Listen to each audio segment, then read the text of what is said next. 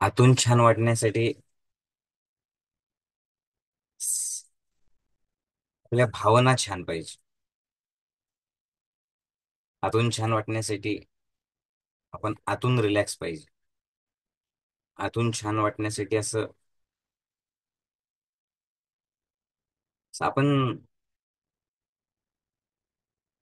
कुठलीच अपेक्षा न ठेवता जिथे जसे आहोत तिथे आपल्याला रिलॅक्स होता आलं पाहिजे. तुम्हाला काय वाटतं? तुम्ही मला सांगा. अस्वस्थ असलेलं मन खूप चांगल्या वातावरणात सुद्धा कसं काय आनंदी राहील? आणि शांत असलेलं मन कोणत्याही वातावरणात कसं अशांत राहील? आहे की नाही? आणि म्हणूनच आता मला शब्दात नाही सांगू शकत मंडळी. लोक म्हणतात नाही नाही माऊलीजींकडे शब्द खूप आहे. पण काही गोष्टी शब्दात नाही सांगू शकत. शब्दांना लिमिट आहे मंडळी. ते आपण शब्दात सांगू शकत नाहीच.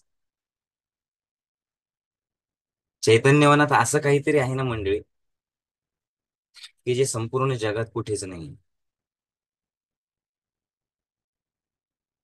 म्हणजे मी आता जिथे जिथे गेलो, माझं मन असं अजून म्हणजे मला हे मी करणारच होतो, पण माझं मन असं पक्क होतंय अजून की ते जसं आहे ना तसंच राहायला पाहिजे. म्हणजे बाहेरचा मातीचा रस्ता सुद्धा तो तसाच राहायला पाहिजे. चैतन्यवनातून आल्याच्या नंतर मातीतून ते सगळीकडे जे आपण फिरतो आणि झाड म्हणजे खरं तर आपल्या इथं पाणी नाही बरं का म्हणजे कोरडं आहे पूर्ण. उन्हाळ्यात झाडं जळतात, आपण लावतो, पुन्हा लावत राहतो. पण तरी सुद्धा ते कसे का होईना जे झाड आहेत ना, काहीतरी अशी एक दैवी ऊर्जा तिथे आहे, डिवाइन एनर्जी तिथे त्या झाडांमध्ये सुद्धा, त्या मातीमध्ये सुद्धा. ते तिथे आल्याच्या नंतरच आपल्याला कळतं की हा याच्यामुळे आतून शांत वाटतं बरं. हे चैतन्यवान अनुभवत असलेल्या प्रत्येक साधकाला ते नक्की कळेल.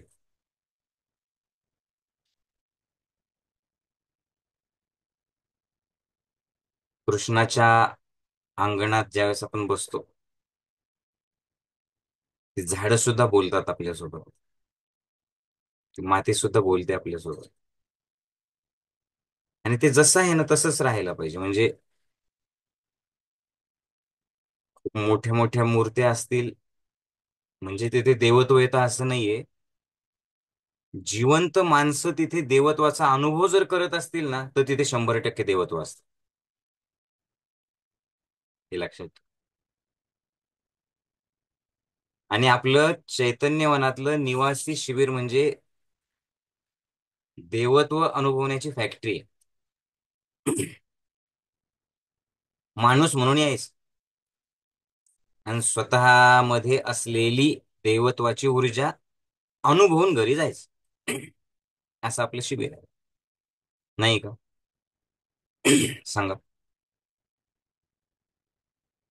बरं, हे कुठून शोधण्याची गरज नाही. आपलंच आपल्यालाच माहिती नाही की आपल्यामध्ये ती एनर्जी आहे, ती ऊर्जा आहे, ज्याच्यामुळे आपण सगळं काही करू शकतो. पण आपण दुर्दैवाने बाहेर शोधत राहतो. हं.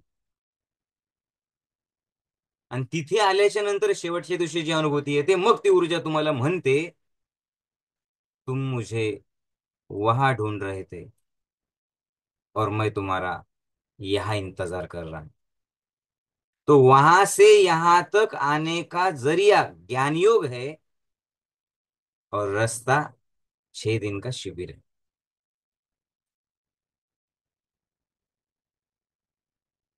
स्वतःमध्येच सगळं, स्वतःमध्ये कुठे बघण्याची गरजच नाही. तो आनंद, समाधान, तृप्तता, ऊर्जा, देवत्व, हसणं, रडणं, नाचणं, गाणं, शांतता, हे सगळं आपल्या आतमध्ये आहे. आणि एकदा मी सगळं काही करू शकतो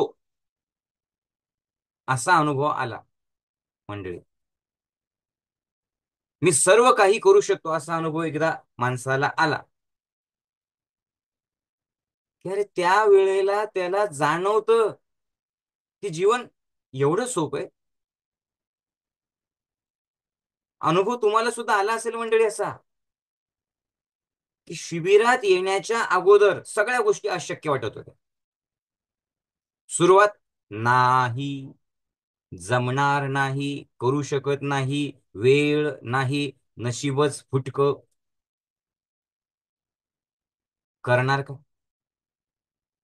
पण चैतन्यात आल्याच्या नंतर नाही हा शब्दच नाहीसा होऊन जातो आणि आतून येत, यस, यस, यस, यस, आ आ आ आ आ आ, मी आनंदी आहे, आ आ आ, मी उत्साही आहे, आ आ आ, मी हेल्दी आहे, आ आ आ, देव माझ्या सोबत आहे, आ आ आ आ आ आ आ. आणि गमती गमतीत हसत हसत बोलता बोलता कधी ते आतमध्ये रुजतं ते आपल्याला सुद्धा कळत नाही. आणि मग आपोआप साधकांना असे अनुभव येतो, म्हणजे आपण नुसते एकेकाचे अनुभव लिहून काढले ना मंडळी, अरे पोथी तयार होऊन जाईल ज्ञानयोगाची. आणि हे टू बी कंटिन्यूड आहे सगळं, हे न संपणार आहे सगळं, ते पानच पुरणार नाही. मग ते आहे ना, आकाशाचा केला कागदन, समुद्राची केली शाई, तसं झालं ते. कारण अनुभव किती आहेत मंडळी, म्हणजे तिथे आल्याच्या नंतर हे तुम्हाला जाणवतं का नाही जाणवत? तुम्ही तिथे येता ढेऱ्या कमी करायला, वजन कमी करायला, भांडणं कमी करायला, डिप्रेशन दूर करायला, नैराश्य दूर करायला, एन्झायटी दूर करायला, किंवा कोणीतरी सांगितलं म्हणून, किंवा जाऊन बघूयात, किंवा युट्यूबवरचा व्हिडिओ ऐकला म्हणून, किंवा कुणीतरी जबरदस्तीने घेऊन आलं म्हणून. अनेक लोक तर असे येतात, व्यसन सोडायचंय, व्यसन सोडायचं म्हणून येतानाच, जय गुरुदेव माऊलीजी, मला दारू सोडायला यायचंय म्हणून येतानाच घशात सोडून आलोय मी दारू. वास येतो असतो अक्षरशः. काही लोकांना घेत नाही, त्याच्यामुळे आपण तर असे पिऊन आलाय आणि मला शिबिर करायचं, कशाला घ्यायचं मग? जर मी आता असं सांगितलं असतं ना की ते त्या लोकांना घेतो, लोकांनी हेच केलं असतं, अरे तिथे दारू सुटते, या पिऊन आणि जा माऊलीच्या शिबिरात, 2 दिवस नशे, 2 दिवस एकदम छान भाग आहे, जय गुरुदेव. का बरं? त्याला कळतच कुठे होतं ते, काय तिसऱ्या दिवशी जागे होतं, मी आहे कुठे इथं. गमतीचा भाग जाऊ द्या मंडळी, पण चैतन्यवनात आल्याच्या नंतर जे साधक अशक्य आहे सगळं असं म्हणत होते, त्यांचं सगळं शक्य होतं, कामं आपोआप व्हायला लागतात, रस्त्यावरचे खड्डे आपोआप बुजवल्या जातात, खड्ड्यांची जाणीवच होत नाही. आणि किती जरी खड्डे असले तरी स्वतःला असं वाटतं की आता खड्ड्यात माझी गाडी जाणारच नाहीये, कारण मी गाडीतून जाणारच नाहीये, मी बुंग करत इमानानं जमेन, इमान, इमाईन, त्याचं इमाईन उडतास. हम्म, विमान उडतं. हे अनुभव येतात की नाही मंडळी? हॅलो. ज्यांनी चैतन्यवनात आले ते प्रत्येक साधकाला हा अनुभव येतो की नाही, एक कुठली ना कुठली तरी पॉझिटिव्ह ऊर्जा सोबत आहे माझ्या, शब्दात नाही सांगू शकत. आणि असंच पाहिजे, फार इन्फ्रास्ट्रक्चर नाही पाहिजे, तिथे भक्त निवास नाही पाहिजे, तिथे कोणाला स्पेशल रूम नाही पाहिजे, तिथे आपल्यासाठी कुणी स्पेशल नाही पाहिजे. सगळेच स्पेशल, सगळ्यांसाठी एकच निवास, सगळे जण एकच काम करताय आणि सर्वांसाठी आहे ते माहेर, सगळे तिथे आहे साधक. आणि आपोआप माझं म्हणून तिथे आलं, की ज्या ज्या गोष्टी तिथे आल्याच्या नंतर तुम्ही सेवाभाव म्हणून करतात, त्या त्या प्रत्येक गोष्टीतून तुमचं अगोदरचं ओझ हलकं होत जातं, ढेऱ्या तर कमी होतातच, पण नैराश्याच्या फेऱ्या सुद्धा ढेऱ्यासोबत कमी होतात. आणि मग डिप्रेशनमुळे ज्या घेऱ्या येतात ना, त्या येत नाही. कळतंय का म्हण? हम्म. आणि हे ना, ज्यांनी शिबिर केलं नाही त्याला हे अनुभव सांगितले तरी सुद्धा कळू शकत नाही. हे काय काय झालं. या जगात अशक्य असं काही नाहीच आहे. बस एकदा शिबिर करा, शिबिराशी जोडलेलं राहा, सकाळची साधना करा, विचार वापरा, सगळ्यात महत्वाचं म्हणजे. आणि रोज बुस्टर डोस आहे ना. सकाळची साधना, मध्येच रील, मध्येच व्हिडिओ, मध्येच सत्संग, मध्येच हे, रोज बुस्टर डोस आहे ना. अरे काल एक साधक बोलत होते मंडळी, कालच त्यांनी सांगितलं, माऊलीजी, परिस्थिती अशी आली होती की माझ्यावर एवढं कर्ज चढलं, एवढं कर्ज चढलं, की आम्ही कुटुंब, मी हा जो अनुभव सांगतोय ना मंडळी, हा किती रुपयात विकत घेणार तुम्ही बघा. हे पैशात नाही विकत घेऊ शकत. त्याने सांगितलं की एक परिस्थिती अशी, एक काळ असा होता की एवढं कर्ज चढलं होतं, एवढं कर्ज चढलं होतं, की विचार असे येत होते की सामूहिक कुटुंबानी कुटुंबानी सामूहिक आत्महत्या करावी. का बरं? सगळे मार्ग बंद. नंतर दुसऱ्या गावाला गेले, तिथे एक व्यवसाय सुरू केला. आणि त्या व्यवसायात सुद्धा अगोदरचं कर्ज वेगळं, इकडे आले आणि तो व्यवसाय सुरू केल्याच्या नंतर 5 लाखाचा तोटा झाला. पार्टनर गेला सोडून, माझ्या लक्षातही नाही. आणि त्यावेळेला त्यांनी मला फोन केला, आणि फोन केल्याच्या नंतर मी काहीतरी लिहित होतो.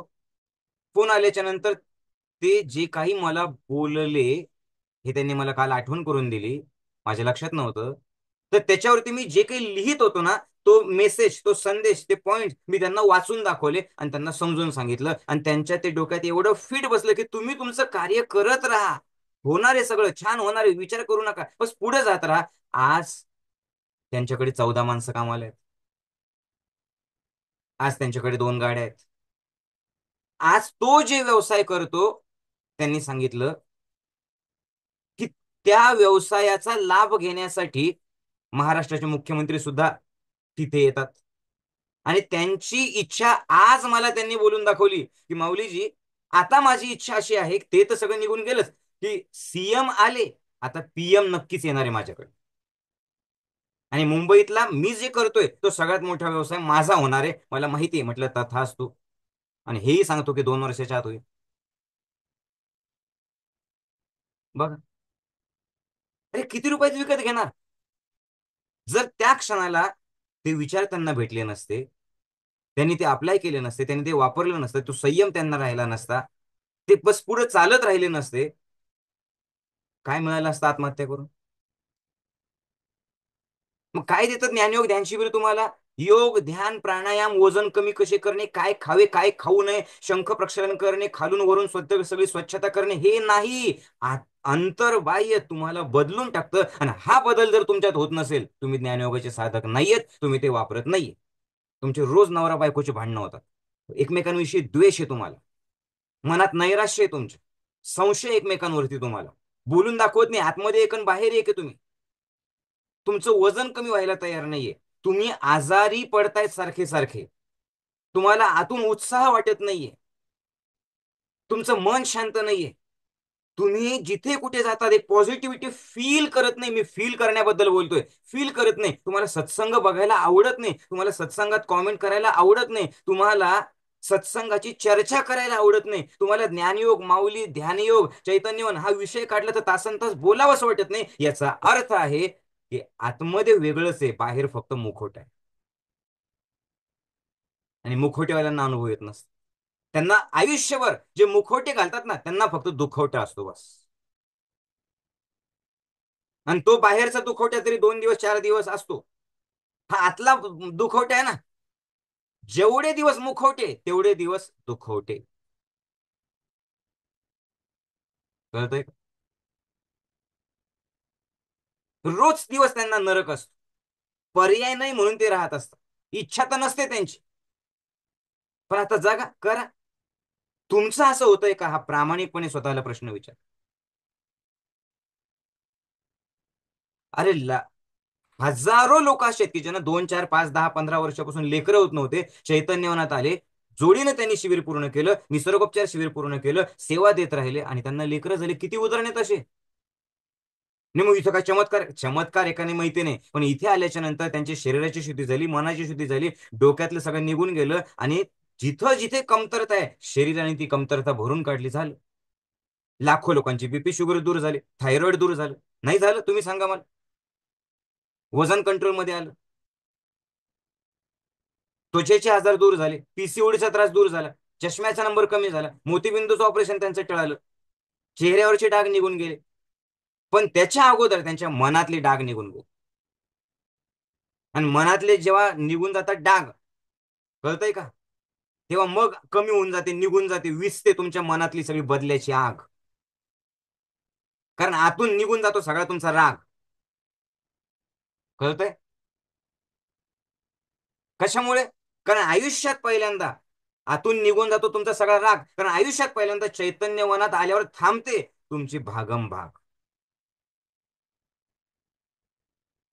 हे पाहिजे, ते पाहिजे, ते पाहिजे, ते पाहिजे, धावायचं धावायचं धावायचं धावायचं धावायचं धावायचं. चैतन्यवनात आल्याच्या नंतर रिलॅक्स. कुठे पळतोय तू? थांब जरा, थांब. धावू नको इकडे तिकडे. हो, रिलॅक्स. नाही पण ही परिस्थिती अशी आहे, ती परिस्थिती अशी आहे, माऊलीजी आता मी काय करू, आता माझं कसं होईल, बायकोचं असं झालं, नवऱ्याचं असं झालं, लेकराचं असं झालं, परिस्थिती असं झालं, कर्जाचं तसं झालं, माझं लग्न होतंय, माझं लग्न होत नाही, मला लग्न आहे झाले, मुलगा होत नाही, हे प्रश्न ते प्रश्न प्रश्न प्रश्न प्रश्न प्रश्न प्रश्न. चैतन्य मनात आल्याच्या नंतर तिथे पहिल्यांदा कळतं, अरे बाबा, सगळं काही असू दे, ह्या सगळ्यांमध्ये तू आहेस का रिलॅक्स ते बघ अगोदर. तुझ्या हातात घड्याळ आहे ज्याचं नाव आहे रोलॅक्स, सगळ्यात महाग, पण तू मनातून नाही रिलॅक्स. कळतंय का?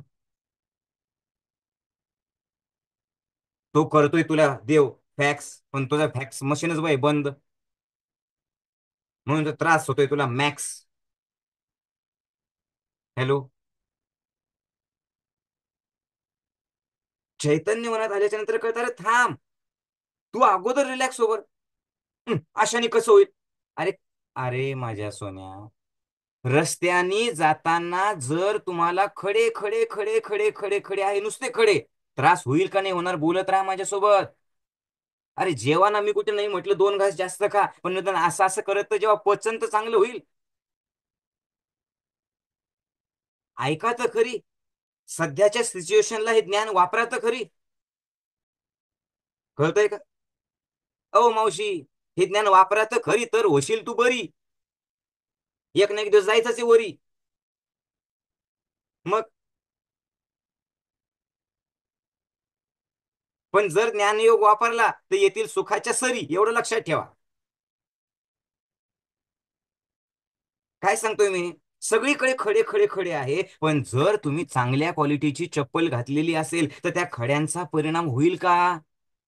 म्हणजे वाईट खडबडीत रस्त्यावर, जर खडे खडे असलेल्या रस्त्यावर जर चांगली चप्पल घातली, तर खराब रस्त्यावर सुद्धा आनंदाने तुम्ही चालू शकतात. यास, पण त्या बाहेरच्या खड्यांमधला एक छोटासा खडा तुमच्या चपलेत जाऊ द्या, बूट मध्ये जाऊ द्या, तर चांगल्या रस्त्यावरती सुद्धा तुम्ही चालू शकत नाही.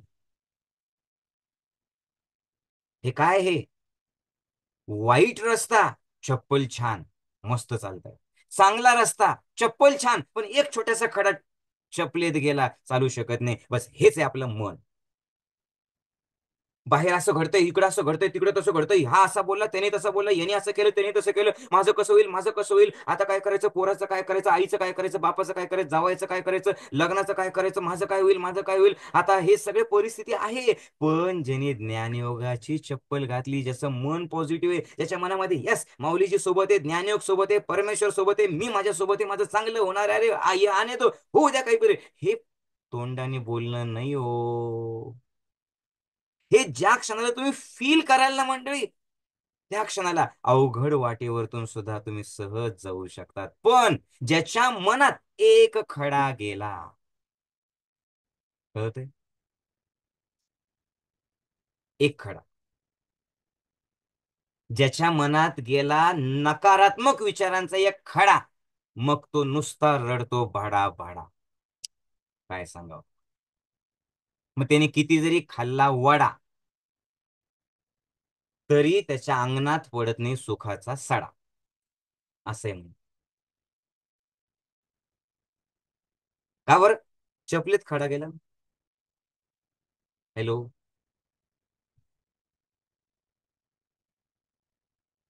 आणि ह्याच्यासाठी आहे ना, पहिल्यांदा मी हेच म्हणतोय की तुमच्या बाहेर काय परिस्थिती आहे असू दे, ती तुझ्या मध्ये नको जाऊ दे.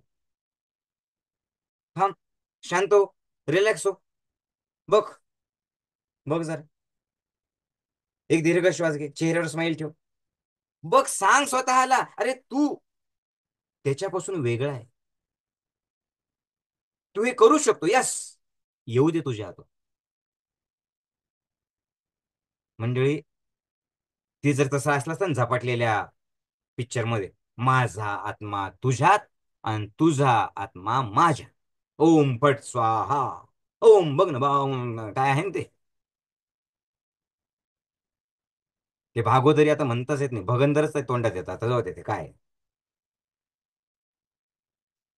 तसं जर खरंच करता आलं असतं ना, तर मी तुम्हाला सांगितलं असतं की ज्या परिस्थितीत तुम्ही येत, अरे त्याच परिस्थितीत चला तुम्ही तात्पुरतं तुमचा आत्मा बाजूला ठेवा, माझं मन तुमच्यामध्ये येऊ द्या, म्हणजे तुम्हाला कळतं की अरे साक्षी भाव ज्याच्याकडे आहे ना, आतमध्ये प्रचंड विश्वास ज्याच्यामध्ये आहे ना, आतमध्ये ज्याच्या आतमध्ये शांतता आहे आणि परमात्म्याचं फिलिंग येतं की तो माझ्या सोबत आहे, तो मला पाहतो आहे आणि होईल सगळं ठीक. आणि ज्याच्यामध्ये संयम आणि विश्वास आहे, त्याला आहे ना, असं वरतून असं नुसतं बघतो तोच, तो फक्त बघतो. तो समुद्राच्या काठावरती बसलेला आहे. समुद्राची लाट येते, किनाऱ्याला जाते, येते, किनाऱ्याला जाते. अरे लाट कितीही मोठी असेल तर ती जाणार समुद्रातच आहे ना. कळतंय का? हे लक्षात घ्या, तुम्ही समुद्र आहेत आणि लाटा म्हणजे सिच्युएशन आहे, परिस्थिती आहे. जाणार आहे परत ती. तुम्ही काठावरती बसा तर खरं. तुम्ही तुमच्या विचारांना बघा तर खरं, आत्ता तरी बघा. कळतंय का? बघा एकदा. आता सुद्धा तुमच्या चेहऱ्यावर हास्य आहे का बघा. तुम्ही जिथे कुठे तिथे शांत आहात का बघा. कळतंय? तुम्ही आहात का शांत, त्याच्यासाठी नको एकांत. नकारात्मक विचाराचा होऊ द्या अंत, आणि त्याच्यासाठी मनात करू नका कुठलीच खंत. ओ पंत, कळतंय का? घ्या थोडीशी उसंत, तेव्हा व्हाल तुम्ही संत. जो उसंत घेत नाही, उसंत म्हणजे काय, रिलॅक्स. तुम्ही बघतायत आकाशातून पक्ष्यांचे थवे जात आहेत, आकाशातून पाखरं जात आहेत, पक्षी जात आहेत, आणि तुम्ही खालून नुसतं बघ. आकाश निरभ्र आहे, मोकळं आहे. पक्षी गेले, पुन्हा आले, गेले. तुम्ही विचारच करत नाही आणि मन शांत होत. अगदी सेम असंच तुमच्या मनात विचार येतात आणि जातात, येतात आणि जातात, आणि या मनाच्या निरभ्र आकाशामध्ये हे नकारात्मक विचार असो, सकारात्मक विचार असो, चांगले विचार असो, वाईट विचार असो, तुम्ही फक्त काठ्यावरती बसून बघताय. पक्षी येतात आणि निघून जातात, येतात आणि जातात. काही वेळाने ते निघून गेलं. मनाचं हे मोकळं आकाश, बस त्या मनाच्या उधाण वाऱ्यामध्ये तुम्ही डोलता. सगळं काही निरभ्र दिसत, काहीच नाही. बघा.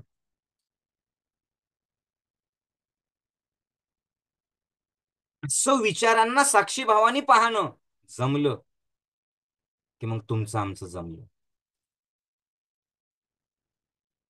का बरं? कारण मन आता स्वतःमध्ये रमलं म्हणून तुमचं आमचं जमलं. एवढं लक्षात ठेवा. आणि मग या साक्षी भावाच्या एकदा सापडल्या वाटा, की आयुष्यात कधीच लागणार नाही दवाखान्यातल्या खाटा. मग जिथे पाहिजे तिथे तुमचा संसार थाटा. फक्त नकारात्मक विचारांची मुळं छाटा. कळतंय का? का बरं? कारण आता तुमच्याकडे आहे ज्ञानयोगाच्या विचारांचा साठा. आता कशाची गरजच नाही. कळतंय? तुम्ही फक्त बघताय तसं.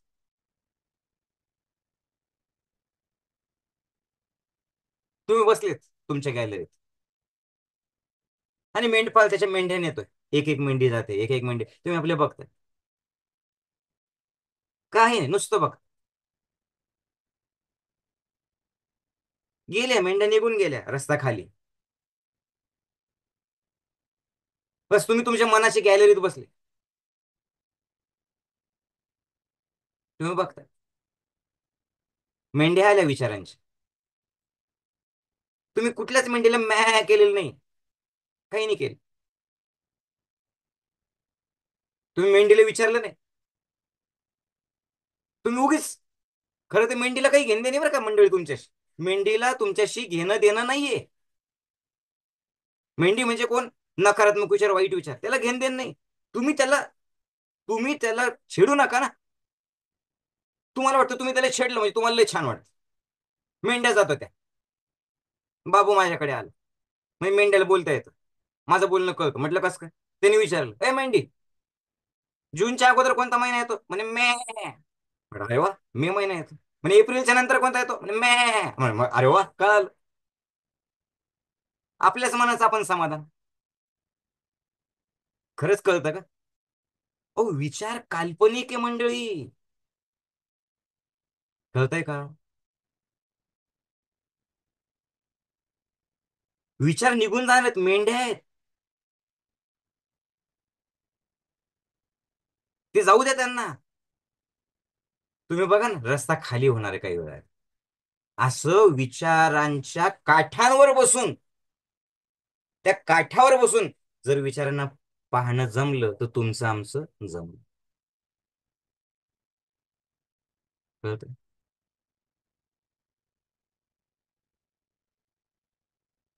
फक्त बघायचं, परिस्थिती बघायची. आणि असं बघता बघता तुम्ही आतून होता शांत, शांत, शांत, शांत. आणि मग आतून जेवढं शांत, तेवढं बाहेरून होता ऍक्टिव्ह. मग लगेच कळत, अरे बाबा, जेवायला बसलं की वाढायचं कसं? पालीला जायचंय, किती वाजता जायचंय, किती वाजेपर्यंत पोहोचणार आहेत, किती वाजता परत यायचंय, गगनगिरी महाराजाकडे तिथं आश्रमात जायचंय, पुन्हा आपल्याला इकडे परत यायचंय, पुन्हा दुसऱ्या दिवशी इथे यायचंय. मग हे सगळं करायचं कसं, हे कोण समजू शकेल आतून? जो आतून शांत. शांत कोण राहील? जो वेगळं होऊन पाहतोय जी परिस्थिती आहे त्याला. कळतंय का? काहीच करायचं नाही. बस या सत्संगातून साक्षी भावानी जमलं पाहिजे पाहणं. मग जमेल तुम्हाला आनंदाने राहणं. एवढंच लक्षात ठेवा. स्वतःच्या विचारांना बघायचं. आणि म्हणून तर ध्यान महत्वाचं आहे. ध्यान याच्यापेक्षा वेगळं काय? ध्यानमय जीवन तुम्ही जगू शकता. बाहेरच्या परिस्थितीला आतमध्ये, बाहेरच्या निगेटिव्हिटीला आतमध्ये घ्यायचंच नाही ना मंडळी. का घेता? सांगा ना. कशासाठी घेत? अरे एवढ्या मोठ्या समुद्रामध्ये हे जहाज का तरून जातं? कारण बाहेरच्या पाण्याला ते मध्ये घेत नाही. बाहेरच्या पाण्याला जेव्हा ते मध्ये घेईल, जहाज बुडलं. लक्षात ठेवा. या जीवनाच्या भवसागरात लाटा उंच उंच येणार आहेत मंडळी. पण तुमच्या जीवनाचं जहाज जे आहे ना, त्याला बाहेरच्या परिस्थितीला, बाहेरच्या विचाराला मध्ये घ्यायचं नाही. राहायचं याच्यातच. चिखलातूनच कमळ उगणार आहे. आणि ते देवाच्या चरणाशी वाहिल्या जाणार आहे. कधी? जर त्यांनी चिखल लागू दिला नाही अंगाला तर. कळतंय? म्हणून या नकारात्मक विचारांचा चिखल, आणि तुम्ही आहात कमळ, लागू देऊ नका मळ. जरा आतमध्ये वळ. यस, आतमध्ये वळ. स्वतःला बघ. विचार आले, गेले. येत आहेत, जात. येत आहेत, जात. आकाश दर्शन करताना बघा, जे साधक चुकीनं जागी राहतातच बघतो आपण. समोर दिसतंय सप्तर्षी येत आहेत. अरे थोड्या वेळापूर्वी तिथे होते, अरे आता इकडे आले. तिकडे तो स्वाती नावाचा तारा येतोय. तिकडे तुम्हाला वर इकडच्या साईडला दिसतंय ते मृग नक्षत्र. तिकडे सिंहराज दिसते. त्या तिकडे चित्रा तारा उगवलाय. बसायचं नुसतं. वरती गुरु दिसतो. मंगळ दिसतो लाल. बघता बघता बघता बघता 2 तास झाले. अरे ते जाती तिकडे होते, अरे पुढे गेले. अरे पुढे गेले, आपण तिथेच होत. ते तारे सकाळपर्यंत आपण बसलो छान गप्पा मारत मारत. ते तारे निघून गेले, सूर्य उगवला. काय दिसलं तुम्हाला? सूर्य उगवला, पहाट झाली, आडवा डोंगर. आडवा डोंगर तयाला माझा नमस्कार. कुठे गेले तारे? कुठेच नाही. आहेत कुठे? तिथंच. तुम्ही कुठे? इथं. फरक पडला का? नाही. का बरं? तुम्ही फक्त साक्षी भावानी पाहिजे. मग कळतं, अरे तो तिथला तारा, मी इथला सितारा. कळतंय का? मग कशाला विनाकारण करायचा त्या नकारात्मक विचारांचा मारा? कारण सगळा, लक्षात घ्या, विचारांचा खेळ आहे सारा. कळतंय का? मग कसल्या त्या ताऱ्यांच्या अंगठ्या आणि त्या हिऱ्याच्या, आणि त्या माणूक घातला का, नीलम घातला का, अजून काय घातला का, कुठला खडा घातला? का बर? आता खडा गरज नाहीये, आता खडा पहारा आनंदी विचारांचा आहे. समजतंय? आनंदी माणूस खडा. तो फिर तुम्हीच सांग. तुम्हाला जाणवतं परमेश्वर मेरे साथ खडा, तो आपणच सबसे बडा.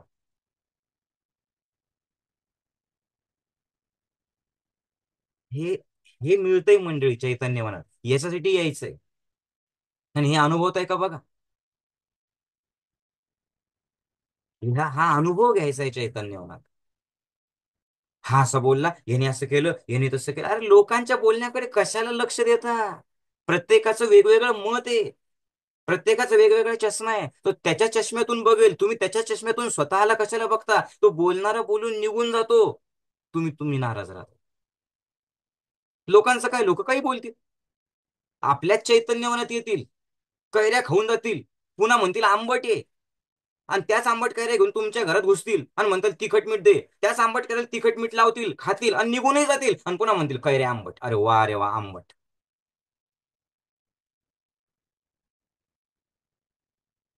हे होणार आहे.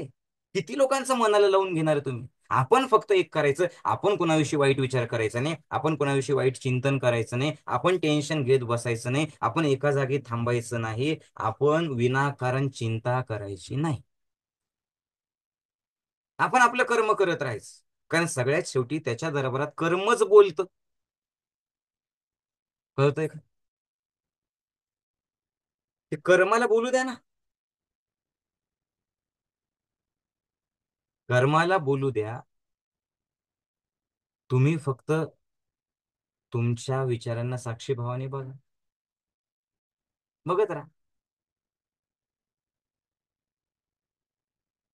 अलिप्त होणं जमलं पाहिजे. प्रत्येक गोष्टीला प्रतिक्रिया, प्रत्येक गोष्टीला रिॲक्शन, प्रत्येक गोष्टीत संयम सोडून द्यायचा, प्रत्येक गोष्टीत लगेच भडकायचं, लगेच चिडायचं, लगेच हातातून काहीतरी असं काहीतरी करायचं, मग नंतर पश्चाताप. किती दिवस? बघ.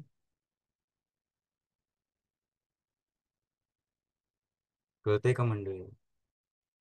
जेव्हा तुम्ही असं साक्षी भावाने करता, पाहता, चेहऱ्यावरती छान स्माईल ठेवून अलिप्त होता, वेगळं होता, तेव्हा संपतो तुमचा अहंकार.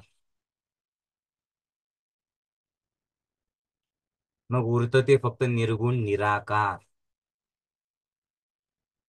मग होतात तुमचे स्वप्न साकार, कारण जीवनाला येतो आकार. कळतंय का? आणि कुठला आकार? मनात काही राहतच नाही, बस एकच राहत. आनंद लहरी, आनंद लहरी. बस तुम्ही फक्त ते फील करत असता, दुसरं काही नाही. आणि हे फिलिंग अनुभवण्यासाठी आपलं चैतन्यवनातलं शिबिर आहे म्हणजे. मग ते 2 दिवसाचं ध्यान शिबिर असो, मग ते मुलांचं शिबिर असो, मग ते अजून काय असेल ते असो, चैतन्यवनाशी जोडलेली प्रत्येक गोष्ट, ती सकाळची साधना असो. ते काही फक्त भस्त्रिका करण्यासाठी नाही ना. तुम्ही फक्त करत राहा सकाळची साधना, पुऱ्या होतील तुमच्या सगळ्या मनोकामना. बस, काहीच नाही करण्याची गरज. का बरं? कारण तुम्ही साधनेतून होता शून्य. जसे तुम्ही झाला शून्य, तसं आपोआप वाढतं तुमचं पुण्य. बघा, कळतंय म्हणजे.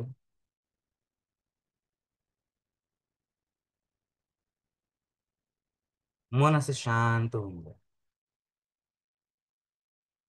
म्हणून नियमित ध्यान करणं, सात्विक आहार घेणं, ज्या गोष्टी तुम्हाला ऑलरेडी माहिती आहे त्या वापरणं, छोट्या छोट्या गोष्टी वापरणं. कुठल्याच गोष्टीचा तणाव न घेता हसत आनंदात आपलं कार्य करत राहणं. दुसऱ्याला दोष न देता स्वतःच्या आयुष्याची जबाबदारी स्वतः घेणं. आणि सगळ्यात महत्वाचं म्हणजे, मी ज्ञानयोगाचा साधक आहे. म्हणजे काय? म्हणजे मी शिबिर केलेलं आहे नाही. ज्ञानयोगाचा साधकाचा अर्थ आहे की माझ्यासोबत एक पॉझिटिव्ह ऊर्जा आहे, ही जाणीव. बस, ही जाणीव कर, दुसरं काहीच नाही.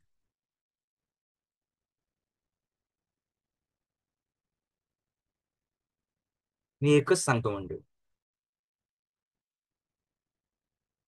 तुम्हाला या जगामध्ये एकच गोष्ट त्रास देऊ शकते, तुमचे विचार. आणि एकच गोष्ट त्या त्रासातून तुम्हाला मुक्त करू शकते, तुमचे विचार. तुमचं मन तुम्ही कुठं फोकस करता, याच्यावरचा सगळा खेळ. कळतंय? त्याच्यासाठी एका ठिकाणी बस, लाव तुझ्या ज्ञानाचा कस, कर तुझा फोकस.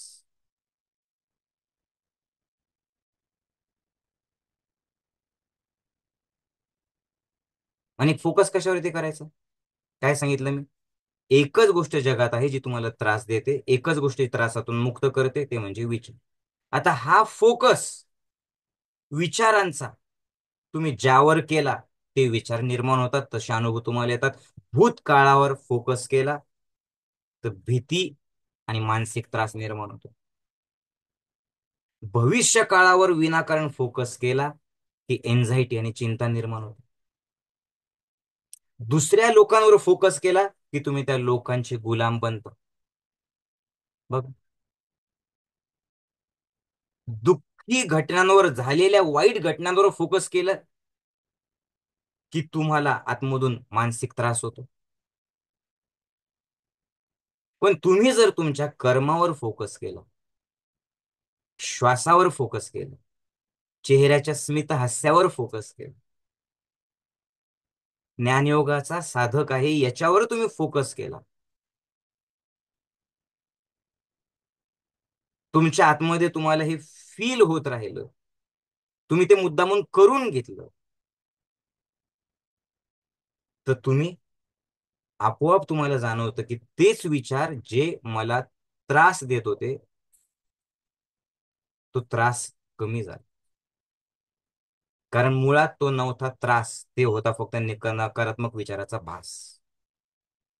मग आतून येतं आता बास, कारण माझं जीवन आहे खास. आता असू द्या माझी कोणती रास, आता मी करून घेणार नाही कुठलाच त्रास, कारण मीच आहे परमेश्वराचा खास. कारण माझ्या मनात आता कुठलीच नाही आस, कारण मी धरली ज्ञानयोगाची कास. कळतंय?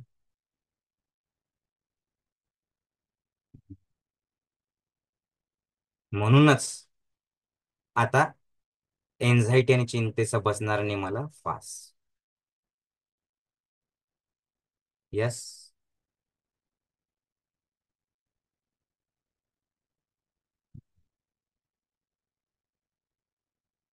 आणि जसा तुम्ही धराल ज्ञानयोगाची कास, तुमच्या आयुष्यात येईल फक्त चांगल्या विचारांचा सुवास. आणि तो सुवास म्हणजे काय? तो सुवास म्हणजे काय? आतमधून फील होत राहा. फिलिंग खूप महत्वाचं. पॉझिटिव्ह विचार झाले फील, की ती एनर्जी करते तुम्हाला हील. समजतं? आणि मग तुमचं निगेटिव्ह विचारांचं अकाउंट होतं नील. आणि आतून वाहायला लागते एक झील. कुठली? पॉझिटिव्ह विचारांची. समजतं? आणि ही नाही कुठली रील, ते लक्षात ठेवा. त्याच्यामुळे थोडासा हो चिल. यस.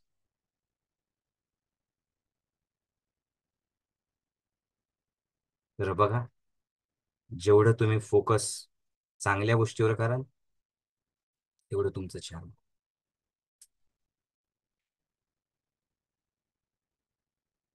आणि त्याच्यासाठी सत्संग आहे, त्यासाठी साधन आहे. कोण घेत आहे, हे गुरुजी घेताय का ते गुरुजी घेताय का ते गुरुजी अरे बाबा, तू फक्त साधनेला ये सकाळी. नाही उद्या गुढीपाडवा आहे, असू द्या ना. साधनेची गुढी उभा आहे, सकारात्मक विचारांची गुढी उभा आहे. त्यात काय येऊ, आनंदाची गुढी उभा आहे. आणि त्याच्यासाठीच आपलं शिबिर. साधने देण्यासाठी नो एक्सक्यूज. तुम्ही देत राहायचं एक्सक्यूज, तो उडेल तुमचा फ्यूज. लक्षातच ठेवायचं. कळालं? कारण त्याची एनर्जी आहे खूप ह्यूज. फक्त ते फील कर. यस. द्या मग सत्संगाला तुमच्या रिव्ह्यूज. यस. तो माझ्या सोबत आहे याची जाणीव सतत कायम ठेवणं, हे साधकाचं कर्तव्य आहे. हे साधकाचं काम आहे. कुठल्याही परिस्थितीमध्ये, कुठल्याही वेळी, प्रत्येक क्षणाला चांगलंच घडेल असं बिलकुल नाही.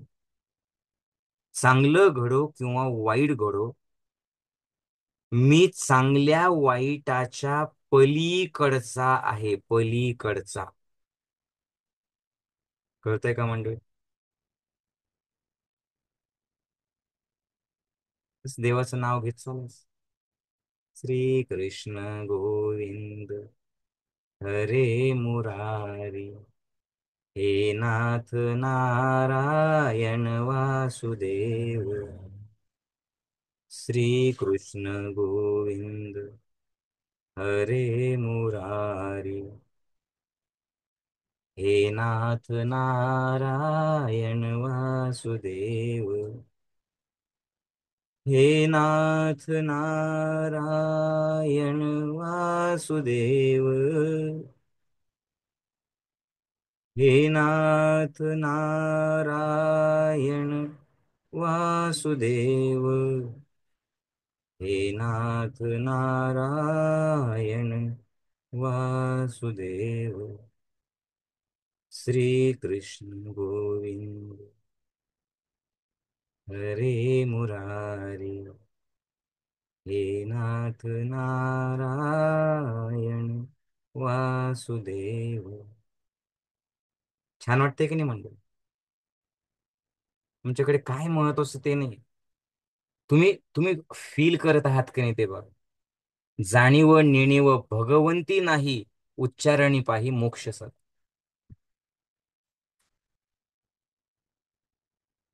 खूप सुंदर आहे हा भाव. जाणीव म्हणजे जी माहिती येते, नेणीव म्हणजे जी माहिती नाही येत. जाणीव नेणीव भगवंती नाही.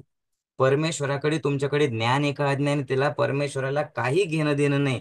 जो परमेश्वराच्या नावाचा उच्चार हृदयापासून करतो, प्रेमातून करतो, उच्चारणे पाही मोक्ष सदा, तो त्या संकटातून 100% मुक्त होतो. म्हणजे ज्याच्याकडे ज्ञान नाहीये तो सुद्धा देवाचं नाव घेऊ शकतो ना. ज्याच्यात प्रेम आहे तो सुद्धा देवाचं नाव घेऊ शकतो. हीच तर खासियत आहे. कळतंय का? जाणीव नेणीव भगवंती नाही, उच्चारणी पाही मोक्ष. त्याच्यामुळे माझ्याकडे काय आहे काय नाही रे, तू फक्त देवाचं नाव घेत राहा. नारायण हरी उच्चार नामाचा, तेथे कळी काळाचा रीघ नाही. तुम्ही कुठे आहेत, काय आहे, कुठल्या परिस्थितीत, अरे तुम्ही फक्त हृदयापासून बस काय करायचं, त्याचं नाव घे. आणि त्याच्यात काय पाहिजे? बस प्रेम पाहिजे. येस म्हणजे तेथील प्रमाण नेणवे वेदांसी, ते जीवजंतूसी केवी कर. परमेश्वराला फक्त तुमचं खरा भाव पाहिजे. हेच तर लोकांना कळत नाही. आणि म्हणून ज्ञानदेव म्हणतात, ज्ञानदेवा फळ नारायण पाठ, सर्वत्र वैकुंठ केले असे. हृदयापासून त्या परमेश्वराला भजलं, त्याचं नाव घेतलं, त्याच्यात स्वतःला विसरलं, तर तो जिथे बस तिथेच वैकुंठ. आणि त्याच्यासाठी, त्याच्या वैकुंठाची अनुभूती घेण्यासाठी त्या परमेश्वराच्या नावात प्रेमाने आकंठ बोललं पाहिजे. येस. चला मंडळी, असंच खुश राहा, फील करत राहा, आनंदात राहा, उत्साहात राहा, एन्जॉय करत राहा, सत्संग ऐकत राहा, ज्ञानयोगाशी जोडलेलं राहा. शिबिर केलं नसेल तर शिबिर केलेलं असेल तर मुळात मुळात आपलं हे शिबिर नाहीये. हा एक मार्ग आहे मोक्षप्राप्तीचा, जीवन आनंदात जगण्याचा, आपल्यामध्येच ऊर्जा फील करण्याचा, या मार्गावरती चालत. यस मंडळी. जय गुरु. जय गुरु.